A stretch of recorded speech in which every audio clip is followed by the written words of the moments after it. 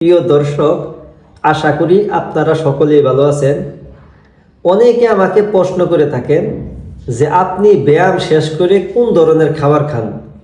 আমি ব্যায়াম শেষ করে এসে বরফ থেরাপি করলাম। বরফ থেরাপি করে এখন আমি খেতে বসছি। আমার খাবারের ভিতরে রয়েছে, আপনারা জানেন, শসা, লাল শাক, 3টি দেশি মুরগির ডিম, সাথে দিয়েছি পিংসল।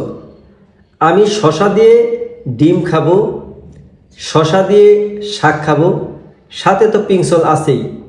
এই খাবারটি খেলে আমার শরীরে দীর্ঘ সময় এনার্জি থাকবে। আপনারা যারা ব্যায়াম করেন অথবা ব্যায়াম না করেন, সবাই এই খাবারটি খেতে পারবেন। এই খাবারটি খেলে অনেক সময় আপনার ক্ষুধা লাগবে না। এখন অনেকে আমাকে প্রশ্ন করতে পারেন যে আমরা তো পরিশ্রম করি, আমরা কি ভাত খেতে পারবো? অবশ্যই পারবেন। যাদের শরীরে ইনসুলিন রেজিস্ট্যান্স নেই, ডায়াবেটিস নেই, হাই প্রেশার নেই, তারা ভাত দিয়েও খেতে পারবেন। তবে ঢেঁকি ছাটা লাল চালের ভাত হলে ভালো হয়।